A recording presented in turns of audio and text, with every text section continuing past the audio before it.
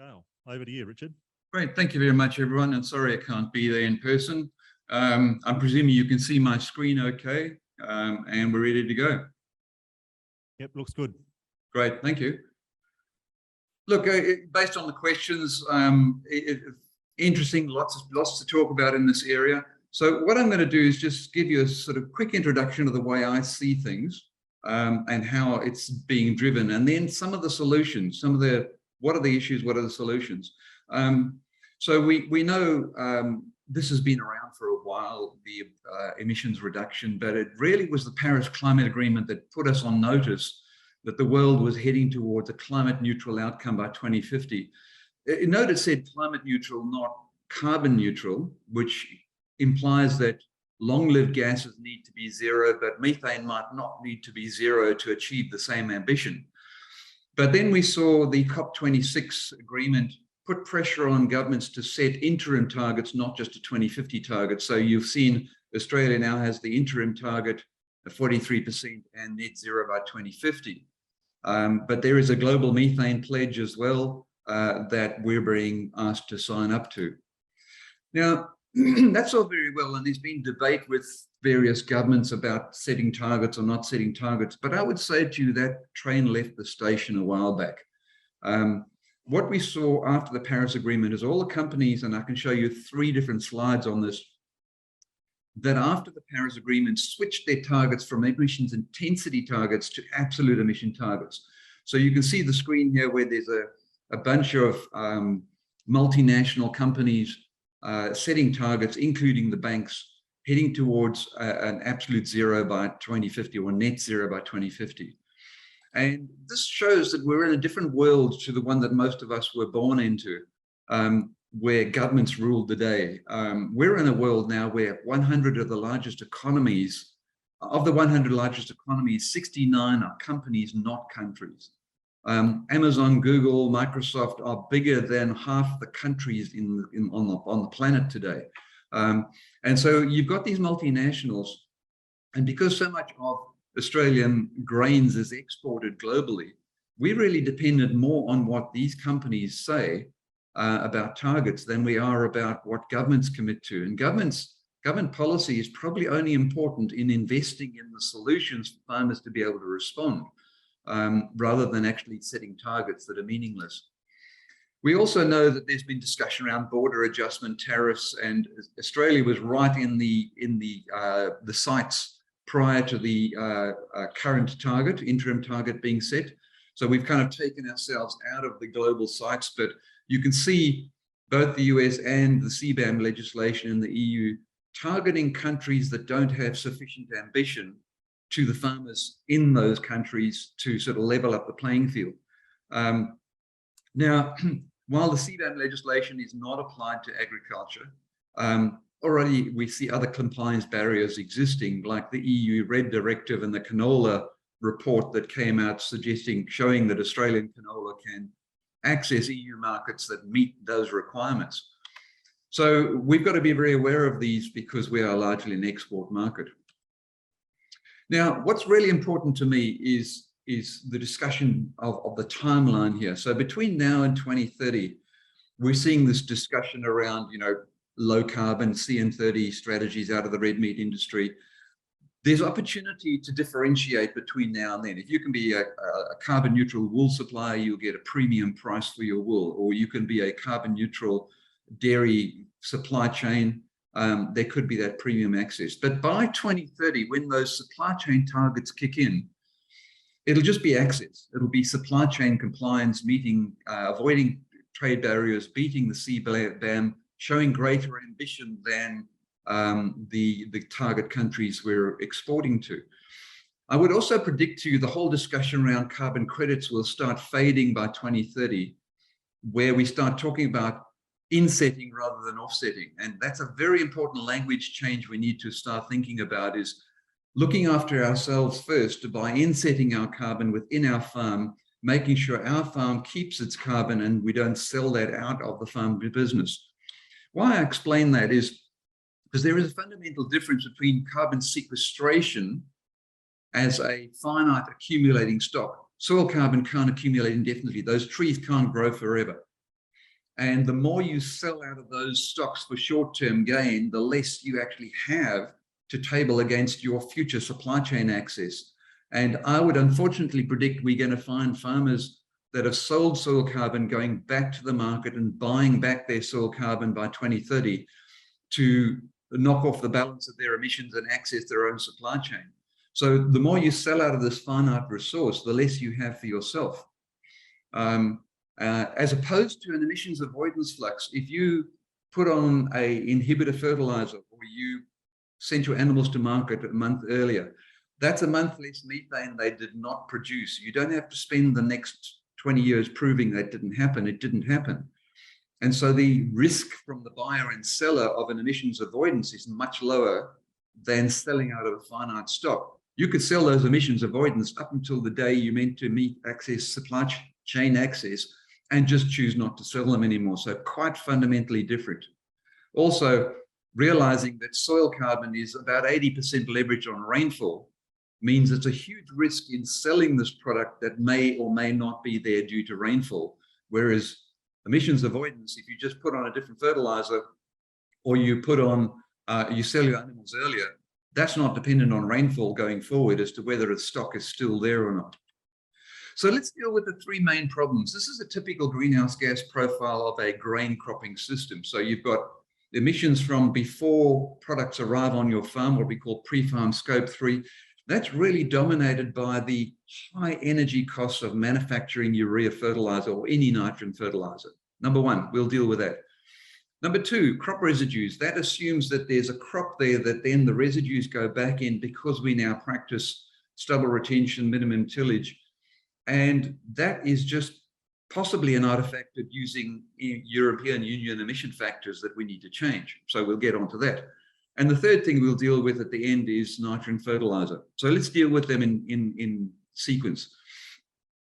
To give you some hope that things are happening in this area, those pre-farm emissions, it's really imperative going forward that we produce urea or our future fertilizers from renewable sources. In other words, disconnect urea from the fossil fuel price. And we can see that effect on our urea prices now.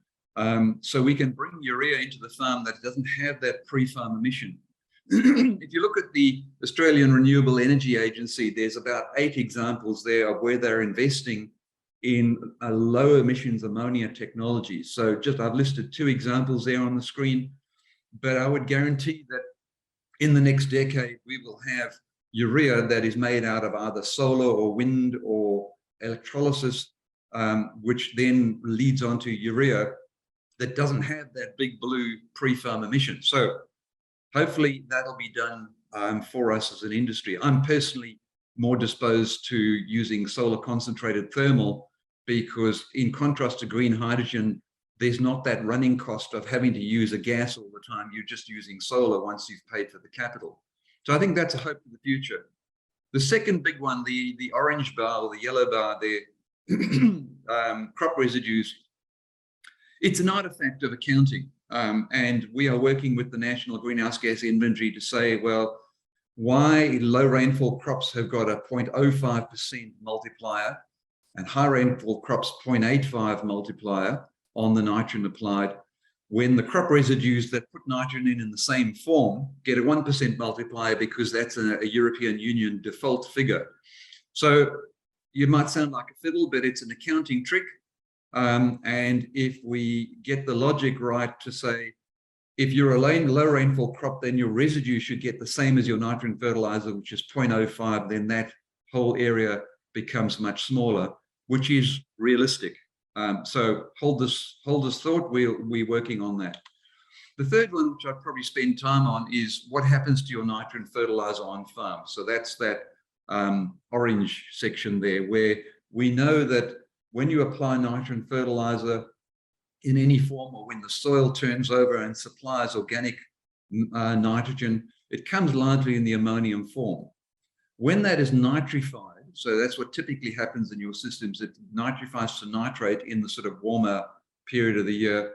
That can happen within days, and a small amount of nitrous oxide comes out. Now, that nitrous oxide on the left-hand side under nitrification is what typically happens in Western Australian grain systems. They're very seldom saturated anaerobic as in on the right-hand side of that diagram, where nitrate then can denitrify and produce a lot more nitrous oxide. That's what typically happens in some of the dairy systems that do get more saturated and have a lot of nitrogen. But in most grain systems, we're talking about very small amounts. Therein lies the challenge, because a dairy system might lose 10 kilograms of nitrogen to that process on the right, whereas a grain system, according to Louise Barton's work in Western Australia, it might only lose grams of nitrogen per hectare, so really not agronomically significant. So you can see here the emission factors from when we started in 2000 at 1.25% to what we now have in the table, which that middle row, non-irrigated crops, low rainfall, high rainfall. Most of the dryland systems in Western Australia would be that multiplied times 0.0005, which means you're talking about grams per hectare per year. Now, the problem is that when you look at where most nitrous oxide comes from, on a per hectare basis, if you look on the right graph there, you've got typical cropping systems. Okay, a Western Australian cropping system would probably be on the left of that entire diagram. So very low, like I said, grams per hectare per year. And as you ramp up towards the more high nitrogen using systems, so you get higher nitrous oxide where there's more water, more rainfall, and higher nitrogen inputs. But if you look at the left-hand side, the grains industry is the biggest collective user of nitrogen across the country, just because of the area applied to. So on a per hectare basis, negligible emissions, but on a cumulative basis, responsible for a large amount of nitrous oxide. So what do we do about that? Because the incentive of an individual grain farmer to change practice to save grams of nitrogen per hectare is pretty low. But cumulatively, it makes a big number. So the typical things around the 4 R's or the 5 R's or 6 easy steps or various best management practices around managing the rate of nitrogen applied and the source of nitrogen applied. So this is just an example of the diminishing returns curve on the left you get from applying more nitrogen fertilizer up to a point where the soil plant system's needs are met. Now, don't worry about the numbers on this graph, because that's not really important. I think this was a sugarcane example, but the point is made. So when we're putting on nitrogen fertilizer, we typically say, well, go to the left of that diagram. Don't apply that top of the curve. You've got to be on the steep part of the curve to be most efficient in using nitrogen. And the counterfactual is on the right-hand side, what happens to the environment, where as you exceed that diminishing returns curve, nitrogen is just a really slippery element, and it increasingly gets lost to the environment. So we know, for example, the economic optimum is always somewhat to the left of this biological optimum we see here. So economically, with the nitrogen fertilizer price being higher, we should be on the left-hand side of that diagram. But then there are other formulations of fertilizer that can block that process of nitrification. So these are various products you see on the screen here that coat nitrogen fertilizer that can block this formation of nitrous oxide, keeping all the nitrogen in the ammonium form in the soil. From an agronomic point of view, would work out well, but the problem is, again, the productivity issue. And this is shown here, for example, that yes, it is Kingsthorpe on a vertisol, so not quite Western Australian conditions, but it doesn't matter. The same point is here that when you move from a control treatment to applying a fertilizer, you get the dry matter yield. That's why we do it. You get grain yield, you get protein yield. But when you move through the next bars of various coated fertilizer products, you're not getting extra dry matter yield, but you're paying 14% more. Or you're not getting more grain yield and you're paying 14% more, or grain protein. And the reason being is you're only saving this small amount of nitrous oxide that might be less than 1 kilogram per hectare. So the plan we've got, sorry, we'll go back one. The plan we've got is that represents a market failure. And the way we deal with that is we're putting a proposal to the government that they consider working, instead of working with every single grain producer across the whole country, to pre-coat the nitrogen and pay the 14% more for no productivity outcome. What if we just worked with 20 fertilizer companies to pre-coat that, and government pays the market failure? So that's a proposal that's busy going up to government at the moment, that yesterday you bought urea, Today you go, tomorrow you go to the same supplier, and for the same unit price, you buy a coated urea that eliminates the nitrous oxide. Doesn't give you a dry matter yield advantage, but that's okay because government is buying the emission reduction and the grain industry drops half of its nitrous oxide. That's currently in proposal at the moment, saying, well, how do we solve this problem? I thought I'd just finish off, if I've got time, on soil carbon, because it's part of the other side of the equation, saying, well, we can reduce our emissions, but at the end of the day, can soil carbon save the day? In other words, can it offset the balance? And I think there's a couple of warnings in here that I think we need to be aware of. And that is that a lot of aggregators would be going around trying to sign up farmers to carbon projects, soil carbon projects, based on the potential, not the attainable. This is one of the diagrams that comes out of the group in Western Australia, Fran Hoyle and Dan, where they say, you know, potential might be, do you have clay? If you don't have clay, you can't hold soil carbon. So don't set yourself up for disappointment, because 0.4% soil carbon might be all you can hold if you don't have clay. But when an aggregator tries to convince you, they're using the potential, not attainable. Attainable says, well, you could get there if you had the clay, but you still need rainfall, because about 80% of our soil carbon is leveraged on rainfall. And if you don't have the rainfall, if you've got 400 millimeters of rainfall, you'll probably never get to the potential. You'll only get to the attainable, because unless you irrigate, you're not going to break that barrier.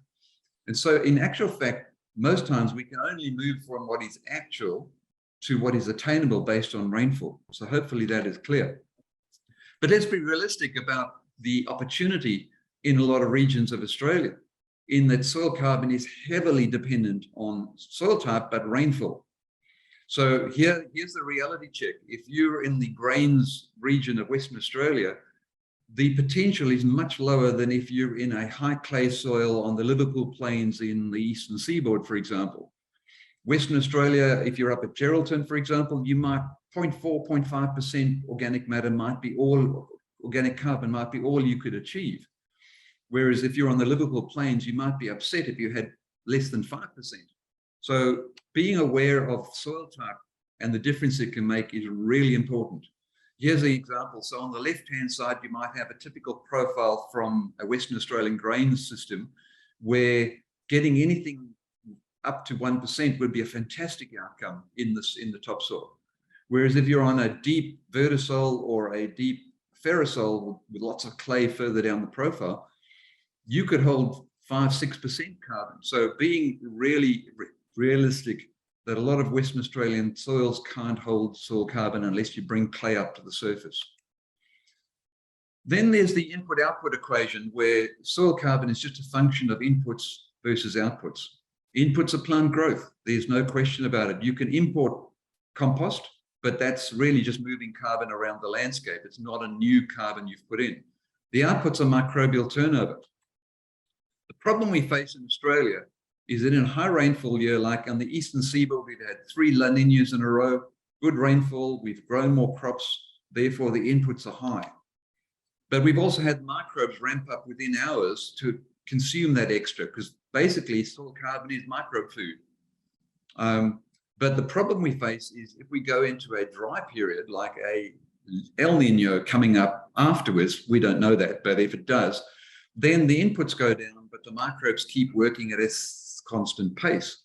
It's got to be a very arid soil for them not to keep pace. And so in Australia, let's be aware that rainfall has this overriding impact, and we probably need to start thinking about soil carbon not in short time periods, but more over decades. Can we manage the good rainfall periods to keep more carbon in the system, and just manage the poorer years to lose less? And on average, we might be better off. But the notion of measuring in 18 months to 2-year periods is fanciful. Now, just a bit of a reality check here. A lot of people would say, you know, we got rid of wheat and we planted Rhodes grass, and now we've got carbon down to 3 meters in our sandy soil. And I would say, you've got roots, you don't have soil carbon. In another 10, 20 years' time, you might have translated some of those roots into soil carbon. So let's be aware of the difference in our language. Most times when we're talking more regenerative agriculture systems, we're talking about the top 3 points there: plant residues, buried residues, and microbial biomass. Yes, you've got lots of organic material, but that's here today, gone tomorrow, and it blows off and it creates microbial biomass. When we talk soil carbon, we sieve the soils to take out all those very transient parts of the carbon equation, and we only keep what's in the yellow box as our genuine long-term soil carbon. So particulate organic carbon might be your decadal time step of carbon. Mineral associated carbon is what's your sort of 25 to 100-year carbon, and resistant is even longer. So let's be aware, don't confuse litter and roots with soil carbon. So rapidly degraded is in the box at the top. That might be present in some more lighter intervention systems like regenerative systems, but it is a very transient fraction and not soil carbon. But let's do the positive side of the equation, where building soil carbon is just good practice. And all the benefits are sitting there. If you look at the biological roles, the reservoir of nutrients, water retention as one of the benefits, and chemical buffering in the soil. You put those together in some financial model and you will see that a small change in soil organic matter is worth an order of magnitude more than carbon credits. So let's not focus on the wrong target. Soil organic matter is what matters. Soil carbon is an artifact of a carbon trading scheme and trying to bail out the fossil fuel industries. And finally, carbon accounting is going to become more and more important on farm. And I'll leave you with this graphic, which comes from Agriculture Victoria, which says, how do we do a farm carbon account? We add up all the methane sources, the nitrous oxide sources, energy sources on farm, but we can subtract off the annual change in trees as an offset on that, an inset actually. And we can subtract off the soil as an inset on those emissions. So by 2030, we wanted to keep those trees and soil for ourselves and not trade it out to Woodside Petroleum or someone to offset their emissions. You will need it for your supply chain access. We also add, for a product, we add the scope 3, what we call the pre-farm emissions from buying fertilizer like urea that has a very high fossil fuel energy cost in buying it onto the farm. And that then is all wrapped up in our Grains Greenhouse Accounting Framework, which is freely available on our website, and you can do a carbon audit on your own farm. So thank you very much. That's what I had to present. Thanks very much, Richard. Fantastic presentation, really down to earth and relevant. So are there any questions from the audience? Will? Thanks, Richard. Just a question of interest. Burning of stubbles, how do you look upon that and its impact on the storage of carbon and recycling of it? Yeah, so if you remember that red circle I put up, one of the problems with carbon sequestration and things like stubble is it's a very short lifespan. I always say, you know, when you mow the lawn and you've got all the clippings left on the lawn, why are they not there a week later? Well, because they've all been grazed up by bacteria and oxidized. And stubble might hang around a bit longer, but it's certainly not there after 12 months, 18 months, a very transient fraction. So when we're looking at what counts in a cropping system or any agricultural system, we've got to look at what's there a decade later. And that's why soil carbon can count, because it can still be there 10 years later. That's why a tree will count, because it can still be there 10 years later. But the stubble is there really transient. It might only last or maximum of 12 months, 18 months before it is fully consumed by the microbes in the system, and it blows off as CO2 back as part of a neutral cycle. It's the same as the grain that goes down the supply chain that you send down. Yes, it came out of photosynthesis into the plant, into the grain, but you and I eat that grain, and within 12 months, we've respired that back to the atmosphere as CO2. So we could count for them, but they'd be a big input on the ledger and a big output on the ledger, and what goes in goes out. So we're only really able to count what's there 10 years later as a longer term store of carbon. Does that make sense? Of course, if I can continue, there is what I call an accounting trick, and it's not really a trick, it's valid. You'll notice the crop residue was a big part of that pie chart I showed you.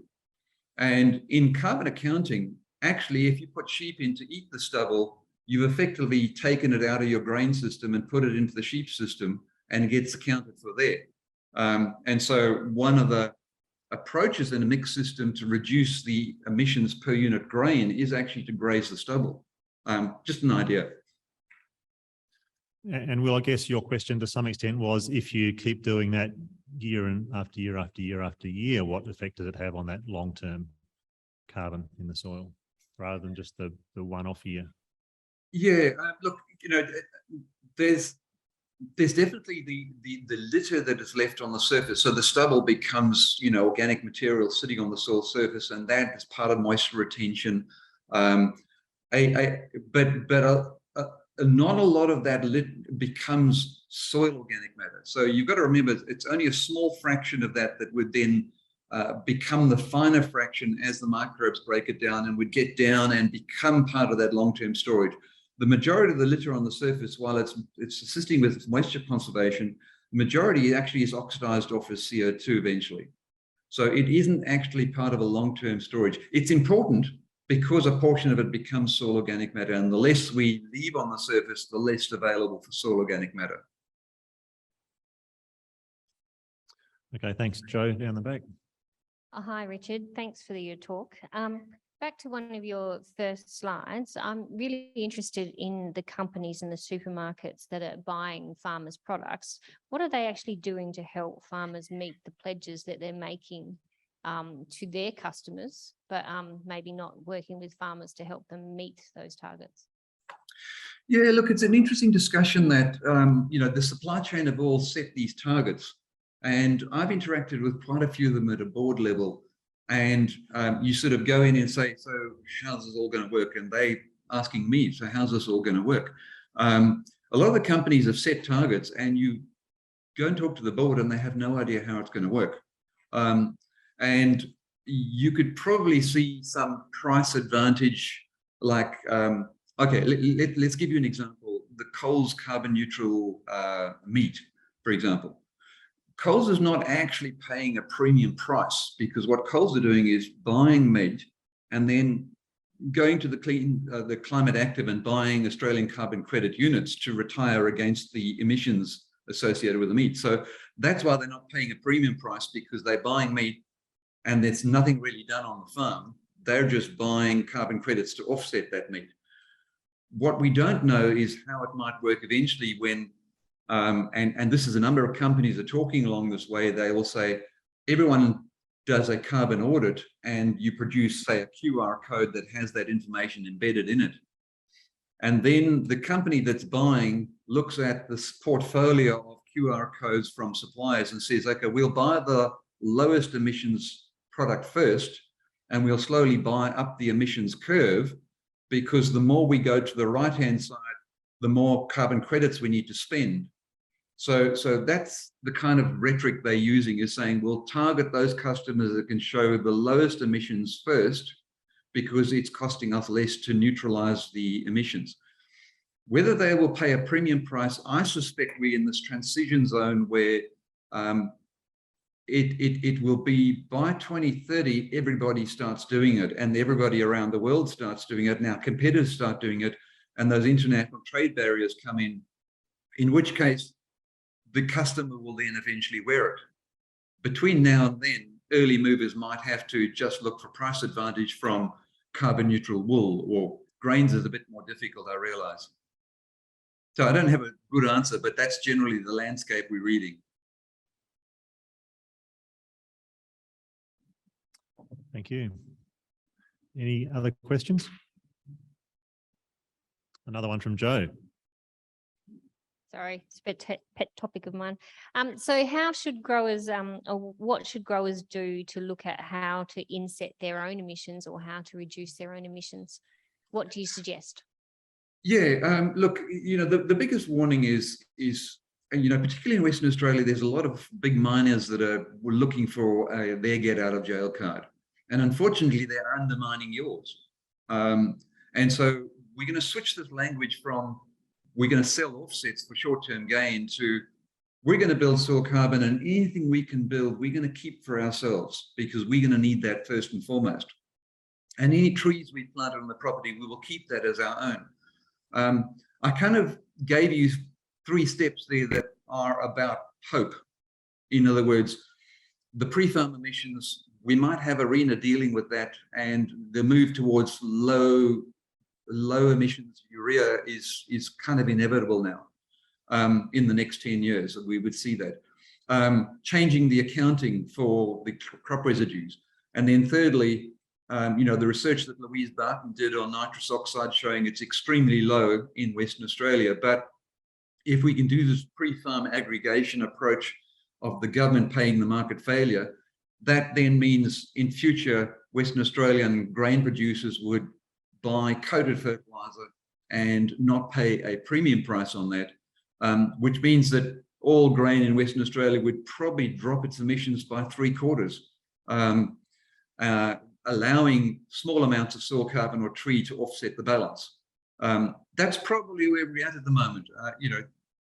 Apart from applying best practice for rate, source, timing, placement of nitrogen fertilizer, that would then be a major step in the right direction. Okay, thanks, Richard. A few tips there and some promise. So thanks very much for joining us today. The internet connection, I was a bit worried for a while, but we got 99.9% of what you said. So we were lucky. Oh, that's good. Thank you.